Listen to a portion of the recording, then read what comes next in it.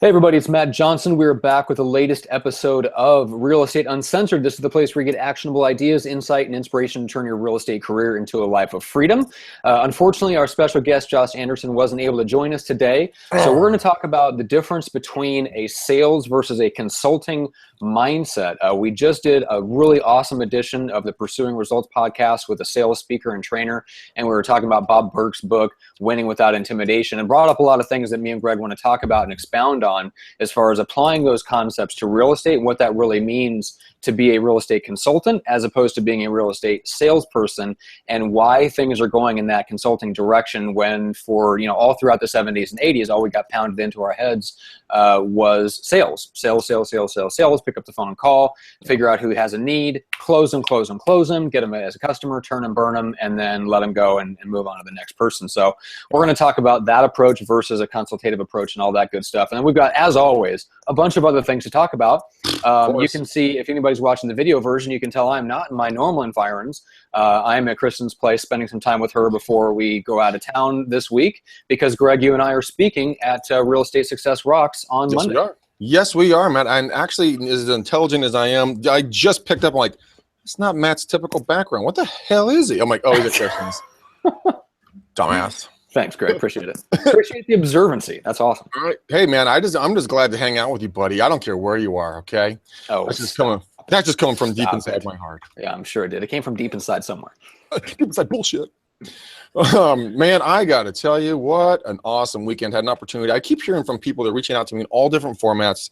They're getting more and more creative on the way they reach out to me. I'm waiting for carrier pigeons to start landing on my balcony. But it'll be falcon. Like flocks of attack crows. Oh my God, that sounds horrible. You say attack crows? I said attack crows. If anybody listens to Adam Carolla's podcast, you might know that term. Oh my God, that was hilarious. But I gotta tell you, I'm really excited. Going to South Carolina. I'm leaving on red eye tomorrow night.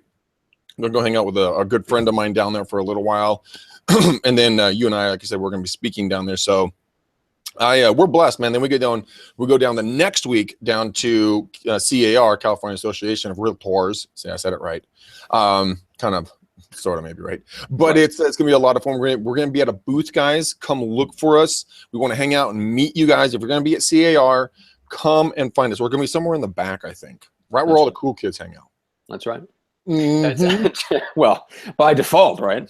But yeah, we're gonna, whatever section we're in, we're gonna make it the cool kids section. Yeah, hell yeah. So yeah, that's the week after. So like the 26th through the 29th or something, 27th to the 30th, something like that is when the CAR Expo goes down. 27th to the 29th. Yeah. So it's Tuesday through Thursday of that week, I believe. So we'll be down there. We got a booth. It's going to be awesome. We're going to do not only a live, like a broadcast of our session. We've got two sessions actually at the CAR Expo. But that Monday, the 26th, for our regularly scheduled time at 3 p.m. from the hotel, Travis Robertson is going to be joining us live in person. In person. Yeah, we're doing the full-blown lighting kit. Greg's got a brand new microphone. We're going to all three be in the same room. Oh, it's going to be so cool. Awesome. Look at this thing. I'm in love with my new microphone. This thing's $100. Thing is just a little badass. It's like 5 inches tall. So that's going to be fun. So we're going to actually do our first 100% live broadcast of the podcast there on the 26th, which is a Monday. So pay attention to that. And then speaking of Travis Robertson, so if you caught our episode with him from about a week and a half ago, the article about that interview will go live on Inman tomorrow. I just found that out. So that was a really, really fun one. Travis was a great sport, good sense of humor. So he basically traded punch for punch with us. It was awesome. It was one of the most fun episodes we've ever done. So if you have not listened to that already, go back and listen to the Travis Robertson episode. If you subscribe on iTunes or Stitcher, or if you're on YouTube, you can go back and find it on our channel. It's a few videos back. And then, so let's get into it. That is all the announcements and business and all the stuff that we wanted to cover today. If you haven't already, go check out the Pursuing Results Facebook page. So the interview that we just got done recording there with Phil Gerbishak, he's a sales speaker and trainer, is on that page. So you can go find that right now. The Pursuing Results podcast officially launches on Thursday on iTunes, but we're actually recording episodes and broadcasting them live already now that Smile Time is available for that. And shortly we'll be switching over Real Estate Uncensored on the Smile Time platform as well, so you can interact with us even more during the show. But for now, if you're listening and watching live, just shoot us a message on Facebook. That is the best way to get a question to us. So let's take one that there was that caught my eye on the Got Objections, the Lead Gen Description Objections Facebook group. Here, I'll bring this to Greg, and we'll see what you think. What you got? So Kat Azimi says, I had an inbound call today to see one of our listed properties. Tried to get an appointment for a buyer's consultation. He said, quote, I don't plan on hiring an agent because I want to go directly through the listing agent on whatever property I have so I can get a deal on the commission. So she must be a new agent. She says, buyers don't pay commission. So what does this even mean? How do you handle that objection? So Greg, what say you? Matt, what say I is the law of the land, as you know. But what would I would say is that actually Kat's right on about that. So buyers do not pay commissions. They are, the commission is paid by the seller, negotiated prior to anything else. The seller's going to pay X percentage of the sales price to the listing agent. The listing agent's then going to give whatever they deem necessary. Hopefully, if they're not a complete huge bag of dicks, it'd be 50% of the commission price. Not just a dick, a whole bag full of dicks. Whole bag of dicks. Okay. Big bag of dicks. Horrible. Everyone's like, oh, I have a bag of dicks in my brain right now. Yeah. But so essentially the buyer doesn't pay anything. Now, what Kat does need to go to explain to this, dildo baggins is this. If there's a fiduciary relationship document that has been signed in the listing agreement stating to the fact that that agent has by law to get the highest and best price for the seller. Now, that's why you hire a buyer's agent, because the buyer signs, with a buyer's agent, a fiduciary buyer representation document stating that we're going to try to get the lowest and best price on their interest. So in actuality, the guy going directly to the listing agent is shooting himself in the foot, because the agent's gonna have to dance on both sides of the fence on that one. Now, if he breaks his fiduciary to the seller, and the seller thinks that he was just trying to get used so he can get both sides, that seller can technically go after him or attempt to go after that agent, saying, look, hey, look, you didn't represent my interest to the highest and best of your ability. I'm going to go after you for blank. So you're really, if you're going to do dual agency like that, be careful of that line you walk. There has got to be information that does not cross the other side of that line. But if a buyer, which this guy obviously does not know what he's doing, you educate him, fill him in on this stuff. Say, look, it doesn't cost you a dime to work with me. Why wouldn't you want someone representing just your interests? So that's what I would do. Yeah. What about you, Matt? No, it's virtually the same thing. I would try to pack it in a little bit more condensed and just say, that was a really long explanation for what basically amounts to this. That guy's working for the seller, and his entire job is not necessarily to screw you over, but it's as close to it as possible. Yeah. His job, his entire job, his legal duty, obligation, and responsibility is to get that guy the highest price. So imagine if you walked onto a car lot, the last person you want to deal with is the guy working for the dealership, because he wants to get the highest price for that car. Imagine if you could walk in with a negotiator that you didn't have to pay for, that got you the best deal on the car, and then guess who has to pay him? The dealership. That's exactly what this is. So why wouldn't you want that person in your corner? I think what the thing that you have to be careful with, and not even careful is the wrong word, just aware of in terms of what they're thinking, is that you by bringing up an objection handler is trying to sell me on working with you. And I think you have to kind of short circuit that by saying, look, it doesn't matter whether you work with me or not, but you need someone, whether it's me or not, that has your best interest at heart. So my recommendation, whether we work together or not, is to find someone to bring with you to that transaction whose obligation, duty, and responsibility is to you. Now, I can tell you why I think I'm the best person to do that. Well, Naturally. But let's say I'm not. Let's say you're looking in an area or a price range that's outside of my expertise and I'm not the best fit for you. I would still tell you, go find someone to represent your interest, because that's what's going to get you the best deal, not going to a listing agent and trying to negotiate directly with them, because they don't have your best interest at heart, nor should they. They're legally obligated to do the exact opposite. So yeah, that's my 2 cents on that. I wonder if there is a job like that, like a third party car sales negotiation I job. think, yeah, there is, but the commissions are low. Wow. But that kind of does exist. It's a broker. It's a broker relationship, a car Really broker. interesting. I buy cars every like 10 years, so For I'm not the what? best Yeah, I was gonna person. say for expensive cars, they do exist because they're like the guys that represent wealthy buyers that go out and find Yeah. classic cars that will appreciate in value. Well, Yeah, that's a different. very similar to a real estate broker. So that So does Honda, exist. It just doesn't exist for the average person. for the Honda Civic, it's not going to be you're not going to happen. But for the Bentley, yeah, it's probably going to Exactly. be a good one. So, Exactly. All right. So let's yeah. handle one more before we get into some shout outs and then our content. We'll talk about the sales versus consulting mindset. So again, this is from Lead Gen Scripts and Objections Group. And if you're not already a member, find it on Facebook. Super easy. Facebook.com/groups/got objections. It's not our group, started by a good friend of ours, Aaron Wittenstein. It's almost at 30,000. We'd like to get over that by the end of the year, if possible. I think we can get it a lot quicker than that. We're at 27,000 and change right now. So anyone that if you're not already a member, go join. If you are a member, go invite some of your friends, put them in the group. It's an amazing collaborative group of agents on Facebook that are exchanging good ideas and objection handlers and scripts all around lead generation. Yep, absolutely, guys. Go get it. It's a lot of fun. But besides, you get to see my smiling face doing live prospecting calls all the time. That's true, along with Aaron. And there's a lot of videos of both of them doing live lead generation right into the group.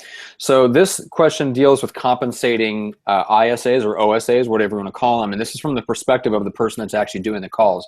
So Greg, I want you to share kind of what your arrangements are with people that have done outbound prospecting for you. So Perry Crosby says, I have a question about compensation for lead generation. And I'm not looking for exact amounts or team names, whatever, just some ideas to start to use as a starting point. Someone I know is putting a team together and I'm looking to do some lead gen for him. I'd be making outbound calls into neighborhoods and some expireds and FSBOs calling also. In addition, door knocking and other face-to-face activities there will be there in additional opportunities. Does anyone know what type or compensation arrangement a position like this gets that's fair to everyone involved? Well, some of the things that we've done before, we paid an ISA. Well, one we've gone through My Outdesk, and that's like $8 an hour, and they get compensated. That's a good income for the ISA. They're out of the Philippines. If you want a little bit higher quality, and I'm not being racist or sexist or anything else that's negative. The fact of the matter, in our marketplace with the language barrier, having that accent coming out of the Philippines was a detriment to us. We did pay more to another individual, and we paid this individual I think it was like $1,200 a month flat to test them out to see how they would do, and then a 25% referral fee to every single deal that we closed based upon their activities because they were a licensed agent. Now that is just heads and shoulders over most people would pay because our marketplace is $1 million plus $2, $3, $4, $5 million. But we were willing to do that so we could free up and leverage our time.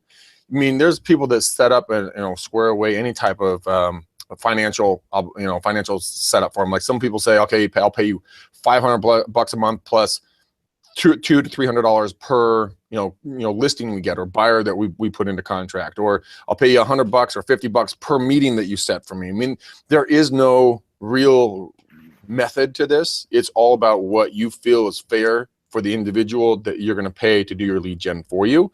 So, I mean, I told you about two of our different methods, and for us in our area, ISAs really aren't that effective.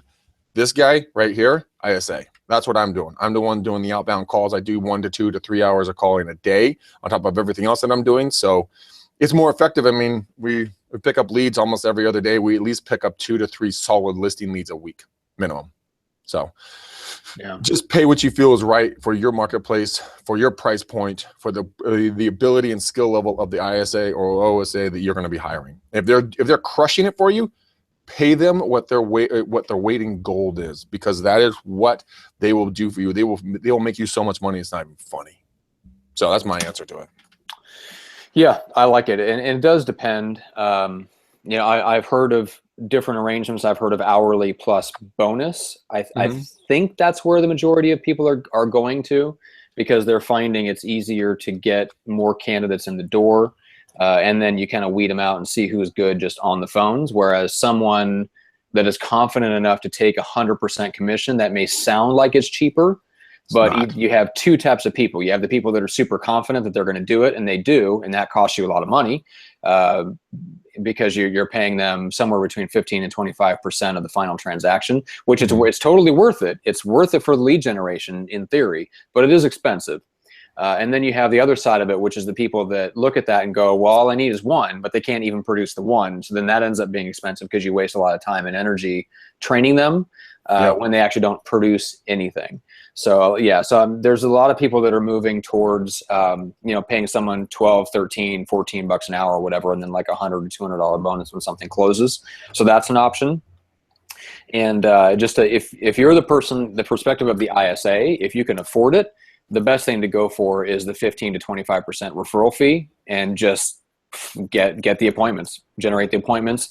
The problem with that, from the people that I've talked to from the team's perspective, the team owner and the operations manager's perspective, is when they pay people by the hour with a bonus by appointment set, those appointments end up being lesser quality than if you, Greg, as the agent, would have set for yourself. Because you, Greg, booking the appointments, when someone's ready for a listing appointment, because you actually have to be the one that goes out there and does it, and you're not looking to pressure anyone, and you're not looking to book appointments that are a waste of your time, and you can suss that out on the phone a lot easier than someone that gets paid by the appointment, who doesn't then have to go and actually go on the appointment. So I did an interview over on the Team Building podcast with Jeff Cohn. It was the very first operations episode that we did with Michael Walters from Utah's #1 team. And that's what they said they found. They actually dismissed their entire ISA team because the quality of the appointments they were setting weren't turning into listing consultations. And so it was actually cheaper for them just to have the agents do their own prospecting. And so you got to be aware as an ISA that, look, if you're going to book it and you're going to take credit for the appointments, book them as if you were going on the appointment yourself. I can 100% agree with that. I was last week or the week before, I was going to go out on a listing appointment. The gentleman was a Hispanic gentleman, heavy accent, and that had nothing to do with my decision not to go, but to the fact that every single time he agreed to meet with me, but he thought I was there to buy the car. And I'm like, no. We talked. I'm a real estate agent. You were thinking about selling your home. Oh, yes. I sell a home soon, but you were interested in car? I'm like, motherfucker, no, I do not want to buy the damn car. That's funny. The 9 a.m. to CMA appointment came and went. I'm like, you know what? I'm just not going to go. This is stupid. Yeah. I'm going to waste my time. And guess what? I didn't get any angry email or phone call going, why didn't you show up? He wasn't expecting me to be there. And I completely agree with it. If you're going to do incentive-based growth for your ISAs or anything else, maybe don't do compensation. Maybe do something else that's more important to them. Figure out what they're truly wanting. Do they want maybe a day off, an extra day off, or if X amount of appointments are set to spend time with their family? Would they rather get a all expenses paid weekend in the city, with their special somebody? Maybe a nice dinner that they want to go to, like a super high-end restaurant. So you tip them take $1,000 and you just blow their heads with a limo or town car to this restaurant, VIP service. I mean, figure out something else that might cost you a lot less, but would be in the world to them. That's interesting. I like that. I like that idea of giving them something that's more valuable than the money, that the equivalent cost of money, because they wouldn't spend the money on that themselves. Exactly right, because they would put it away. But if they could tell their wife or husband or something like, hey babe, I did my sales goals, and they're going to send us into, well, for me, San Francisco, into San Fran, we're getting a town car, they're picking us up, and they're going to take us to this restaurant and then to a show afterwards, and then taking us home. Okay, that's pretty awesome, because now they can Facebook, Snapchat, Instagram and everything else, this experience that they have, that they can all share with their friends and family and say, hey, look how good I did. Right? And they got to spend some quality time with their spouse, because God knows, having those little floor denting bastards that you do, Matt, you never get away from those diabetic little trolls. Yeah, my fake kids. Yeah. Well, and that goes to another bigger point, which is that there's a lot of the most successful salespeople. And I wish we had had the guest on here that he had to reschedule. So he's coming up, Minesh Boxy, who does a lot of the disc analysis and assessments for the core group, cool. If you guys know who that is. So he was talking about how a lot of many of the top salespeople, both in mortgage and in real estate, their primary motivator is money. So of course, what's the first thing they turn to when they want to motivate their staff? It's usually money incentives, because that's what motivates them. And that's a big mistake, is thinking that what motivates you is what motivates other people. It's an even bigger mistake to think that that's what motivates SCs on your staff, your admin staff, and even the ISAs. I mean, obviously you want an ISA that is motivated by money. If you don't, that they're probably not going to be a great one.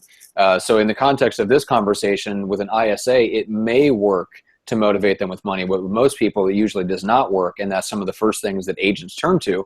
And they have to be, I think it takes, you have to take a step back and say, okay, that may be what motivates me, and that's fine, but I need to find what motivates them, and then I need to adjust to that and figure out how to structure some incentives that work really well for what motivates them, because I want the result. I don't care about what I need to get there. I just want the result. And if I can get better results by putting in a little bit more mental thought and creating like a dream vacation for them, it might actually be less than the money I had paid them, but it just costs you some mental thought. But it's worth it if you get the result that you want. You know, the easiest way to figure that out? Go ask them. Yeah. You want blank, blank, blank, or blank, you know, what's this, or, you know, tell me what's the biggest incentive that I could draw out your best activity? They're gonna be like, C. Okay, so you guys would like to take no expense, expense trip to such and such, no problem. Let's get it dialed down. Here's your time frame. These are your goals. Go. Yeah. End of story. Don't try to think for them, guys. Ask them what they want. They'll be honest with you. Imagine that. Yeah. Yeah. Yeah, I mean, it's your staff knows what they want, and usually it's something more intangible, like they want more time with you, they want more recognition, they want respect, they want, so something else that's more intangible, and it's a little bit more difficult than just cutting them an extra check on their commissions or on their pay. But that's the point. That's why it means more, because it costs you a little bit more mental effort, maybe a little bit more time. But that's a good thing. All right, so let's give some shout outs and then dig into the whole sales and versus consulting mindset and explain a little bit more about what we mean. But first, I wanted to point out a couple things. Hopefully, I'm going to go tomorrow to the San Diego Association of Realtors Expo and maybe hang out with Christian Peter a little bit. Cool. Christian is the co-founder of Homing In, which you've heard us talk about before. So go download that. No matter what platform, whether it's Android, iPhone, or even on your desktop, you can check out Homing In. It's a way for sellers to ask for home valuations directly from local agents like you. So if you go there, the app is free to everyone to use right now, and home sellers are essentially finding it faster than agents. So there basically could be seller leads waiting for you that have requested for valuations that haven't been responded to in your area. So go download it, see what's going on in your zip code, check and see if there's seller leads waiting for you. And just in general, we want to support that app because it's a way that we can keep seller lead generation within the real estate community, rather than having someone like a Zillow come in and figure out how to generate seller leads and then sell it back to us at 10 times the price. So that's what we believe in it. We believe in Christian and Todd Miller, who've both been on the show before. We believe in what they're building, and we really want to get behind them and support it. They don't pay anything to sponsor the show or anything like that. So we really want to partner with them and see them grow and do well. And then if you want to support the show and you want to help yourself and get some resources, just go to our website, go to McDanielRealEstateSystems.com. You can check out everything that we've got. But specifically, if you go to Greg'sFavoriteScripts.com, you can download a free PDF with all of Greg's favorite scripts. And then there's links to the videos where you can actually see him go through the script, and you can hear the phrasing and the tonality and all that stuff, all the intangibles that make the scripts what they are and breathe life into them. And then if you go to farmlikegreg.com, you can see our video training course there for farming, which includes all of our stuff on cold and warm and hot outbound prospecting, the events you should be running, how to develop your geographic farm, what to send them, social media, community blogging, videos, all kinds of stuff, as well as a special bonus video that Greg did about how to really use Zillow, where he goes into about 4 different ways that you use it that I really haven't heard you talk about on anywhere else. I mean, you've alluded to it in some other Facebook Lives, but this is literally stuff you can't find anywhere else. So go to farmlikegreg.com, get that video training course. That's a great way to support the show and support the gals behind the show that actually make everything happen and make everything run smoothly so we can do this 3 times a week. So that's all I got. Greg, who do you got to shout out? Shit, man, I got epic people to talk about. All right, let's see here. Let me get into this really quickly. Greg, Sandy and Larry, Christina, Gage, Becky, John, my brother Brad, he and I were talking, he reached out to me. James, Neely, Christina, Krista, Paul, Jesse, Adam, Nate, Christina, Aaron, Ed, Armando, Dennis, Denise, Jeff Latham, what up, pimp? And then Kelly were all some of the people that I most recently spoke with. Just love hanging out with you guys.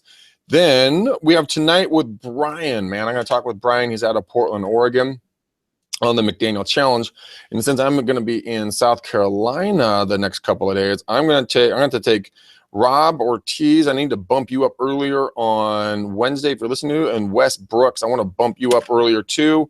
I'll see if I can get you on the 14th so I can clear out the 15th so I can spend some time with the person I'm traveling to the other side of the country to see. So let's see if we can work with me, homeboys. Anyways, besides that, man, we are ready to rock and roll. I'm looking forward to just having a great time on these calls. Like I say, guys, McDaniel Challenge, which we'll talk about at the end, is where we get a lot of really cool information. We spend about an hour to 2 hours hanging out together, helping you unscrew yourself. Let's put it that way. All right, let's make it rain. Let's bring value. Let's talk about this cool stuff that we talked about with Phil on our last podcast. Yeah. Okay, so he brought up the book "Winning Without Intimidation" by Bob Berg, which is a direct contradiction of what is it? Winning Through Intimidation, Robert Ringer, which is so they're both very popular books, and I want to be very clear that there is. It's not that there's nothing wrong, but we've been inundated for a very long time with the very direct sales approach of guys like Mike Ferry, Grant Cardone, I would say, is in that same class. And I like Grant stuff. I think he's got great content. Mike Ferry has changed a lot of people's lives. I mean, I was just talking to Brian Cassell about that the other day. We're going to bring him on the Pursuing Results podcast. And the book he wants to cover is Mike Ferry's book, How to Earn Six Figures in Real Estate. So there's people that have done a lot of good, but what that mentality does, the side effect of it is you tend to look at everybody as either a potential client within the next 3 months or so, or nothing. And it goes directly against the grain of education-based marketing. It goes directly against the grain of building a database and staying in front of those people consistently and earning their trust over time. And then when they have a need, they come to you. So the best way that I can define like the sales versus the consulting approach is a salesman goes out into the wider world, identifies people with needs, introduces themselves to them for the first time, then tries to build all the trust and credibility and close in order to take that person from not knowing who the F you are to trusting you with their biggest transaction in the shortest amount of time possible, which I think is very difficult to do and is ultimately unsustainable, versus a consultant who keeps in touch with a group of people that they feel are most likely to work with them and they're most ideal, stays in front of them, brings value, builds credibility over time, and then as people's needs correspond with what you have to sell, you become the natural person that they turn to, and you just keep in touch with them and stay in front of them to the point where they have the need for whatever you're selling. You're right there to serve them. No, I 100% agree with you on that one. You know, so there's a lot of different ways to define that. That's how I define that. Greg, does that resonate? And how would you define the sales versus consulting mindset? Let's start there. I think sales is kind of like, you and I have talked about advertising before in the past. You know, I'm like, Matt, we should do some ads about the show. He's like, dude, I would never look at your ads because I think they suck. And I think that's what selling is. Now, being a salesman and then selling are two different things. Sales is the oldest thing next to hookers, you know, out there, you know, in the world as industries. Because think about even they need it. If they had bad sales skills, they wouldn't have the oldest profession in the world. So maybe sales is the oldest profession in the world. It is, because every single thing that you're wearing right now, you bought because it was sold to you, or you picked up because there was something that innately resonated you with that. Like the earbuds we're wearing from Apple. Why are we wearing these? They're saying there's something, we're cool, we're different, we're edgy because it's an Apple product. The style of shirts, pants, you know, down to the hair gel or the glasses. I mean, and everything you bought because it was sold, put it out in front of you. But did you buy it because it was jammed down your throat, or did you buy it because you saw value in it for your own personal life? That is a distinct difference between sales and consulting. So the gel that I like, I don't buy it because it's the best gel. I buy it because it's the cheapest damn gel I can that holds my hair helmet right where it needs to be in all those dangerous motorcycle rides I go on, which are zero. Zero. Yeah, I was gonna say, you don't have a motorcycle ride. No, and I never will be getting on one. But my point is that if you go out there and you consult with a human being and give them the ability to say the word no, like Phil and I were talking about in the last podcast, I said, Phil, what is one of the biggest techniques and tactics that someone could use to become a better salesperson. He's like, give them an out. Let them know it's okay. They don't have to go with you, or they don't have to meet with you right now. They aren't being pushed into something. And I was like, that's really interesting. Because a lot of the times when people pick up the phone and they're selling you online or actually over the phone, it's a cold call. The first thing I do when I do this is I say, and this is like if a follow-up or something else like that. I say, hi, Matt. Hey, Matt, Greg McDaniel Callahan Real Estate Team. Did I catch you at a good time? And I just kind of leave it at or. And usually it's like, oh, yeah. I mean, it's better than anything. Yeah, go ahead. But I allow them to just say, no, go away. I don't want to talk to you right now. Or this isn't the best time. Because if you catch someone, they're in the middle of another meeting and you can, proceed with a hard press close, then you're going to irritate them. It's happened to me. And I've told people, hey, man, excuse me. Hello. Hi. Dick shit. I can't talk right now. This isn't the best time for me. Why don't you call me back? Well, sir, if you just did it. I'm like, hey, maybe you're not using your ears. I said no. Well, sir. And I'm like, look, motherfucker, I said no. I actually told this to a guy one time. Really? Yeah. And I'm like, you know what you did? You did not ask me if this was a good time. And you proceeded to continue on your canned script when I told you no. He got so mad. He's like, well, you could have just said it. I'm like, I did 3 times over. And he hung up on me. Can you believe it? Seriously? Yeah, he hung up on me. I'm like, that guy's the worst. He's not going to last in sales. But yeah. I mean, well, let's hope not. God, it was so infuriating. I was actually mad for the rest of the day. And you know what? He was selling me. But what if he had just been a consultant and tried to see if what he was having, what he was pushing towards me, was even something of value to me? I would have been thankful. I would have enjoyed the sales experience. Mm-hmm. But I'm like, you know what? Those sunglasses or that razor or whatever he was selling to me, I'll think about him again because he was cool. He was a nice guy. I mean, that's a lot of the time. I mean, you're either going to leave a good taste or a bad taste in someone's mouth in regards to the process that you just took them through. But Matt, what was that number that we talked about? Like it was something like 20-something% of people would rather gain 10 pounds of fat than do another real estate deal because they hate the process so much. I mean, that's a lot of jiggle, man. I don't think oh my goodness. Yeah. Nobody wants that. Yeah, and real estate especially is one of those things where at some point something horribly wrong is going to go with that transaction. What, 80% of the time, 80% of deals? Yeah, I mean, that's why real estate agents exist, because the transactions are not smooth. There's a lot of details. There's a lot of stuff that falls through the cracks, and there's as many as 17 different vendors or something involved in the average real estate transaction. And so, even if you could manage to pressure somebody into making a decision to sell their home and buy another one, would you want to? I mean, I understand that it's another client, but man, when that something goes wrong, and almost inevitably it will, they get the right, because you talk them into doing it, or at least they feel like you did, they get the right to then be exponentially more upset with you and with anything that goes wrong, because it's all fruit from a rotten tree, which is you persuading them to do something that they didn't want to do. Whereas, if you go after expired listings and things like that, they've demonstrated that they want to sell their home. So you come along and say, look, I have a better solution. I think I can get your home put back on the market and we can get it sold. It's not going to be easy. We may have to drop the price. We may have to do this or that. But they have demonstrated that they need to get it sold. And there's a reason why the home was on the market to begin with. So you're coming along and you're filling a pre-existing need, rather than, let's say you encounter someone while you're circle prospecting who wasn't thinking about selling, but you convince them that the market is better than they thought. Mm-hmm. And they can get 10 or 15 or 20% more than they ever thought out of their home. Guess what happens when they don't get the offer you claim they'd get? You're the rotten tree. You're the rotten tree, fruit of the rotten tree. So yeah, so that's where it gets into, well, let's get into this, because I think one of the reasons why certain people, especially people that have like the personality of a shark, they're always moving, very testosterone based, like they're attracted to guys like Grant Cardone and stuff like that. And they glorify that sales kind of hustler mindset, because it is there's a certain sense of self-mastery that comes with forcing yourself to do something you don't want to do. So Greg, you don't want to make cold call prospecting calls. That is not your favorite thing in the world to do, but you sit down and force yourself to do it. And there are days where it's okay. And then there are days when you're like, oh my God, I don't want to do this. But for the most part, you sit down and do it anyway. And there's a sense of mastery and control, and that comes from knowing, hey, I don't want to do this, but I got myself to do it anyway. Well, I found a carrot. I found a carrot for myself that was more powerful than the stick.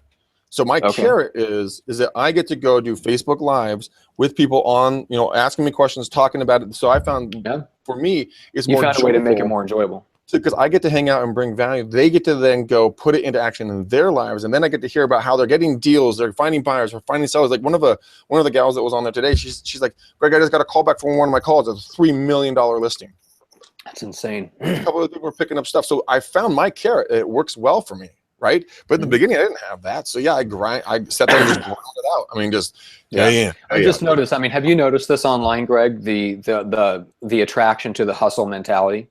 Yeah. Oh yeah. The testosterone fueled. Everybody is that way. Every major person like Gary Vee, Grant Cardone, Tom Ferry, all these major sales folks are hustle, grind. But they're not lying.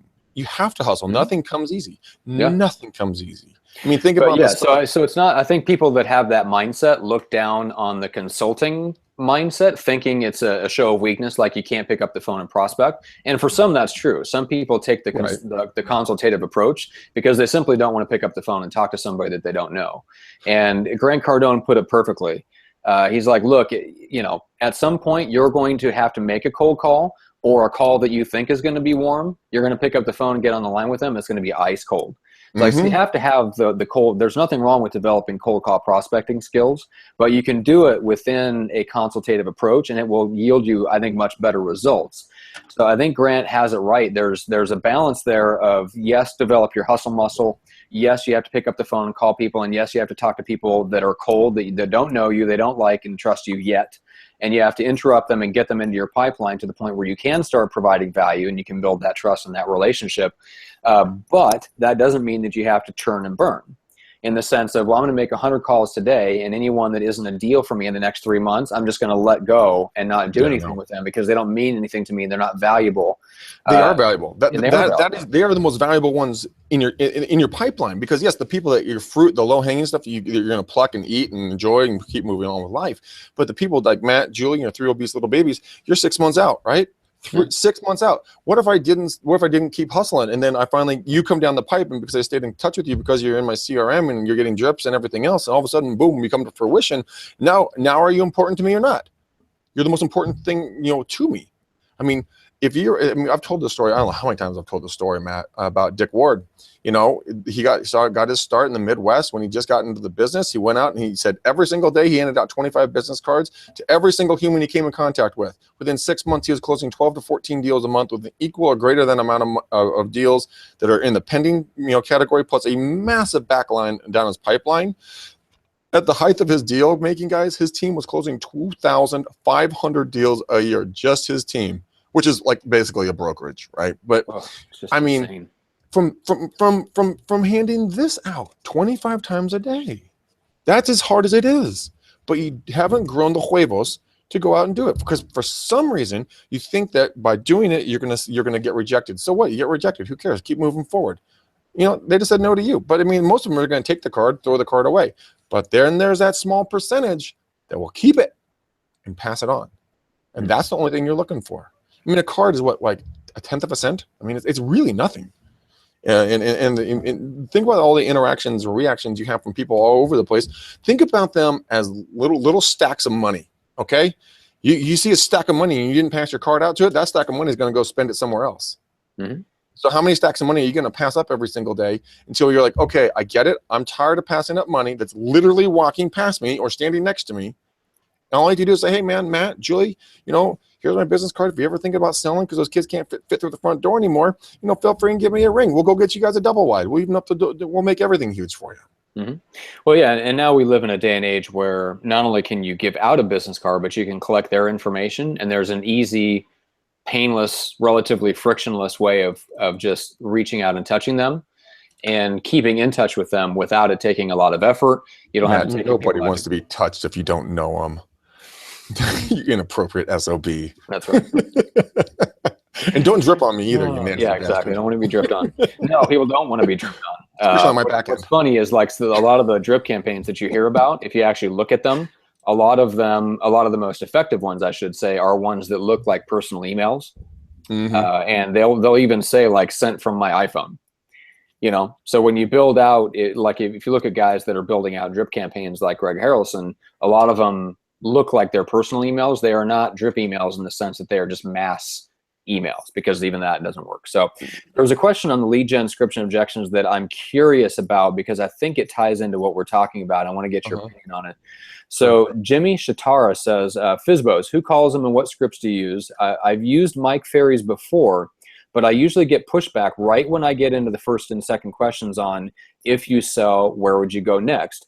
People almost always say, why does this matter? You don't need to know this.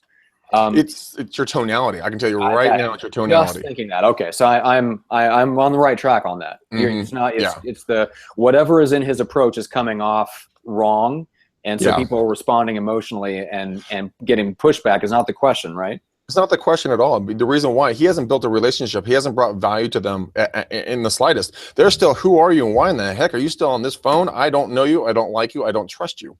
If he was able to build more of a relationship and ask more relevant questions to the homeowner very softly, and get an idea of kind of, well, do they want to talk to me? Do they not?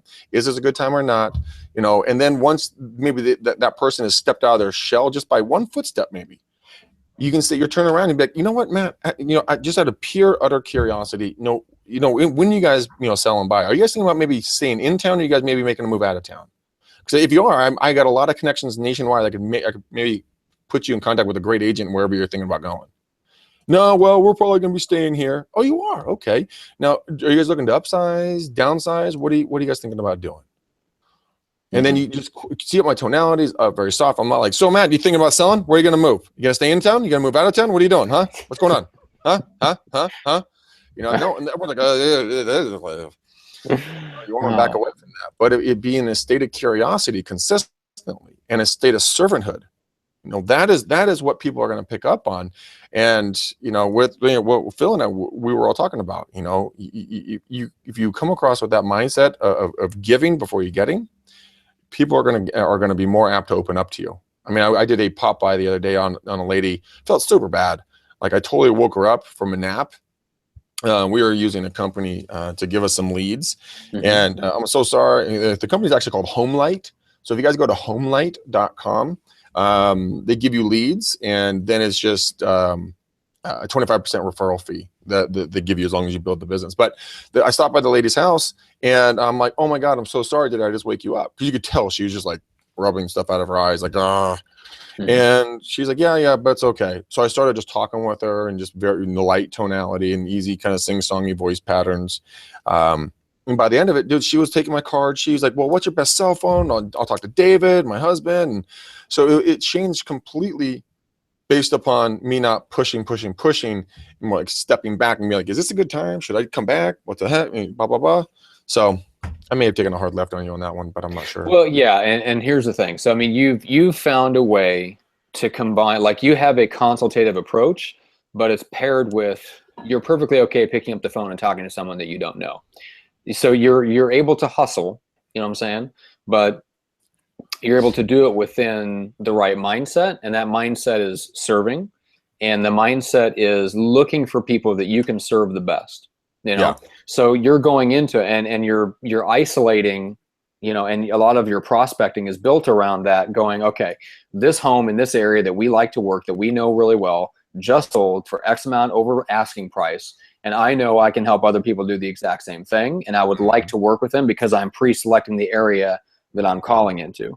So you've already done a lot of the work that the old school sales only approach would have a hard time doing, just because technology now is better. You can map out and you can know exactly where you want to go. And you're not just calling expireds and FSBOs just anywhere within, a 30-mile radius and just saying, yeah, whatever the listing is, I'll take it. You're getting a lot more specific on who you want to help. And I know you, Greg. I know you go in with a consultative approach, even though you combine that with the hustle of picking up the phone and talking to people that you don't know. So I want there to be a very clear difference between, having a consultative approach is not about just sitting back and waiting for people to come to you and being an order taker. Like that is passive, and you will probably fail out of real estate doing that unless you have a massive database from something else that you're really good at networking. And even that's a form of lead generation. But anyway, it's Well, not about being passive. You can be active and you can be aggressive and you can be a hustler and all that, but it still comes down, like, people feel it when your priority is making commission over genuinely helping them. It does come across. And I think that's where that guy is picking up the resistance in his FSBO calls, is they're picking up that selfishness. It's commission breath, whatever you want to call it. It's basically he's putting his own interests ahead of theirs, and it's really coming across on the phone. Oh, 100%. And then when I stopped by and saw that woman at the house, I was very consultative, like when I first got there. But then there was a trigger that took place, and she's like, well, talk to me about how fast you guys can get on the business. Well, then I went to straight hustle mode and close mode, not like push, but I'm like, this is what's going to happen. This is the time frame. This is what our turnaround time is. This is what we can do. This is who we're going to put you in contact with.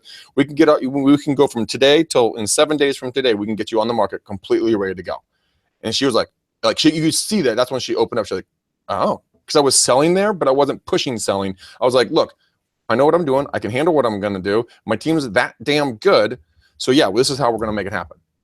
There always is going to come a time, no matter how good of a consultant you are, there's going to come a time when you have to pitch what you have to sell. Of course. And you have to explain it, and you have to explain what makes you different and all that. That part you have to have down. So I like that part of like what guys like Grant Cardone teach, which is, man, you got to have that down. You have to have it solid. You have to know exactly what the objections are and all that stuff. But I don't agree with the always be closing, in the sense that everyone is a potential client, and you start out trying to close them. And it's just a matter of overcoming objections to get what you want. I don't think people react very well. I don't think they've ever reacted very well to it. But for a while there, we got away with it because there was a lack of transparency.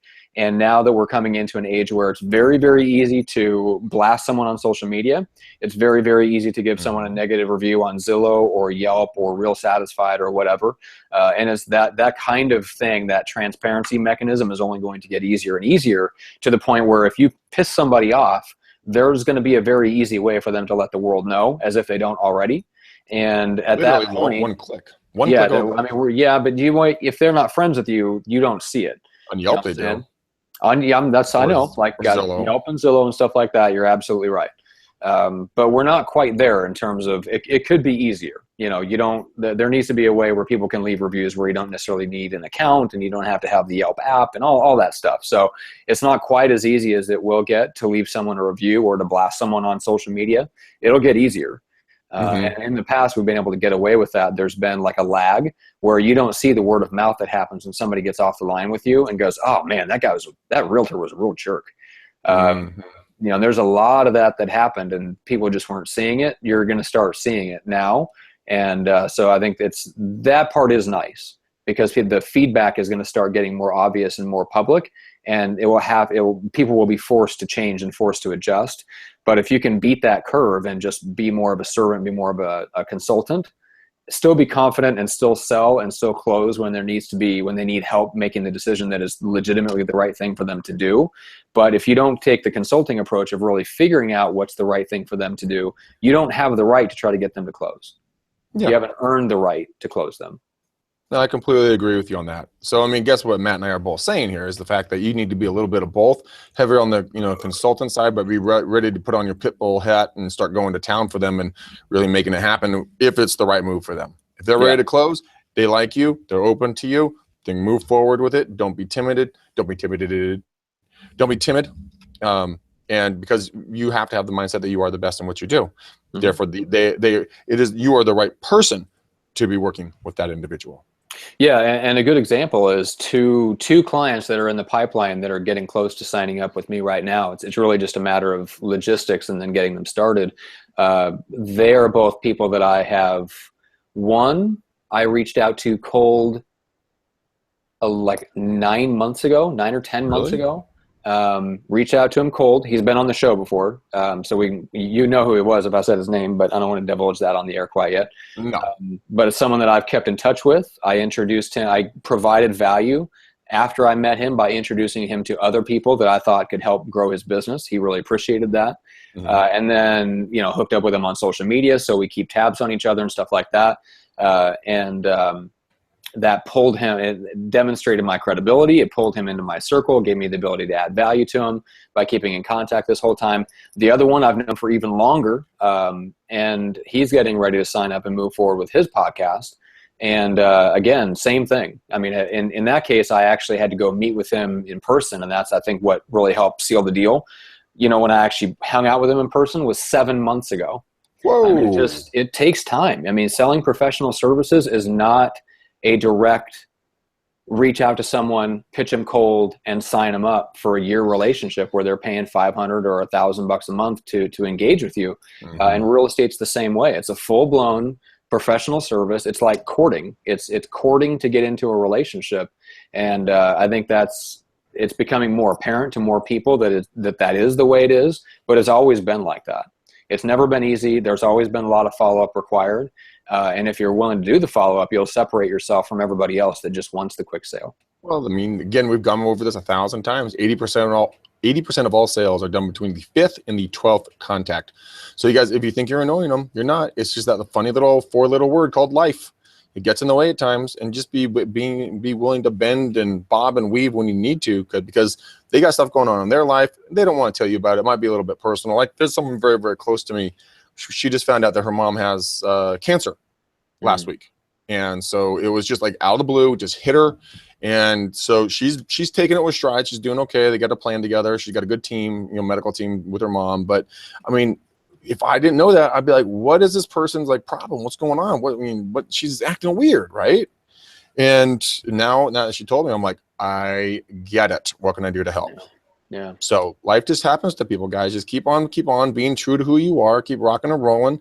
When they come back around and they're ready to buy or sell with you, it'll be obvious. And you know what? They're going to appreciate the fact that you were there. You were their rock. You stayed put. You didn't abandon them. Because what if they really did like you? They do want to work with you. All you have to do is keep saying, hey, I'm here, guys. Hey, I'm here, guys. Hey, I'm here, guys. What can I do to help you guys? How can I serve you guys? They're going to respect that. So just keep I like it. And I was talking with Aaron Wittenstein about this the other day, just about what his follow-up is. Mm-hmm. And he's like, dude, it's so much simpler than people realize or want it to be. People are looking for it to be complicated. And he's like, the way that I follow up is I just call him up and go, hey, it's Aaron Wittenstein. We touched base a couple weeks ago. Just want to see how things are going. Yeah, it's that hard. It's that hard. I mean, I did my live prospecting calls, and people are commenting all the time. They're like, "Wait a minute, so prospecting calls are not hard?" And I'm like, "No, they're not hard. Have fun with it. I mean, if someone's a douche to you, just be like, all right, man, it's been super fun talking to you. All right, bye-bye now." Click. That's right. No, that's like every time you call me on the weekend. All right. I know, that's why I stopped, because I know that you are shaking your head as you going, why is he calling me again? That's right. Well, in this case, you called me on the weekend because you had good news, which I like hearing good news. And I got more good news. I'll tell you when we get off the air, actually. All right, good. Well, let's do that. So let's put a bow on this one. You can follow Greg on Snapchat at REU444. You can follow me on all social media channels at Pursuing Results. You can check out the new podcast on Facebook. The Facebook page is Pursuing Results LLC, where you can see the Facebook Live that we just did today with a speaker and sales trainer named Phil Gerbershak. Really, really cool guy. And so you can check that out. And the iTunes podcast release for the new show is on Thursday. Okay, guys. So that's when the show officially drops, and we're starting to interview guests. We're starting to do it live on Smile Time, which is going to be awesome. We're going to switch this show over to Smile Time, which is going to be awesome. So there's a lot of really cool stuff coming down the pipe. And then remember to check out farmlikegreg.com for the whole video training course on farming. Go to gregsfavoritescripts.com for the free downloadable scripts document with all the video links showing the Greg going through the scripts. And McDaniel Challenge. Greg, go. Yeah, McDaniel Challenge, guys. Book up with me now. It will be April. Sorry, wrong month. April 4th is my next available time as of this recording, guys. If you wait more than a week or two, it's not going to be April 4th anymore. And then you're going to be the May kids. Hour to 2 hours of us hanging out, free coaching, no strings attached whatsoever. We're going to cover mindset and prospecting, systems, marketing, anything else that's out there, guys. Look, I'm not saying I'm the greatest thing since sliced bread, not a far cry from that, but I'm just a guy that's been through a lot of shit that might be able to help you get through your shit. That's all there is to it, okay? You can reach me on my cell phone, 925-915-1978. Or again, that's 925-915-1978. Follow me. Don't friend me. I know those are 2 F words, but follow me on Facebook, because I am at my limit on friends, and I would love to see you guys, stay up with what I'm doing, because I'm going to be doing this when I'm traveling. I'm going to be going live on my own page quite a bit and on a few other areas. So do that. Call me. Sign up for the McDaniel Challenge, guys. I want to see you there. I want to change your lives. I do this because I truly, honestly, 100%, without a doubt, I love you. I want to give to you. There's been so many men and women that have given to me that I have now been able to pay it forward and pay it back to them and this industry. So I look forward to talking with you guys. Please take advantage of this. That's right. Yeah, Greg, you really do have a heart for helping people who would fail out of the business, which is 90% of new agents. You have a heart for helping them stay in the business by making adjustments and find the way that they can be prospecting and attracting clients that fits with their personality, fits with their what's unique about them, kind of what their superpower is. And I wish that everybody had somebody like you when they first got into the business to help them find what their superpower is, because it would seriously cut down on the number of people that do flame out in real estate. So that's where your heart is. That's where my heart is. That's why we do the podcast. It's as much as we love talking to super awesome agents and guys that start software companies and take over the world and make millions of dollars. The reason the podcast exists isn't for those guys. It's for you, the average agent that's relatively new or restarting or whatever. And if it's not for this educational content that we're putting out and other great people like us are putting out, you might flame out and have to go get a real job, and we don't want you to do that. 9 to 5 with fluorescent lights above you, and 2 managers with TPS reports. Oh my God, that sounds horrible. Right. Am I red stapler? Yeah. I am gonna need you to come in this weekend, though. I am. Yeah, I know. Office Space, one of the greatest movies ever. Right. You guys, hey, you guys, hang out with us. Tell a friend about us. Help us spread the show. You're amusing. You're amazing, wonderful, beautiful people, and we are sometimes amusing. Hopefully for you guys. Anyways, mostly just the 2 of us. I don't know if anybody else is amused, but anyway, thank you guys so much for watching. We will be back on Wednesday at 3 o'clock Pacific, and we will see everybody then. Yeah, I'll see you guys from South Carolina. All right.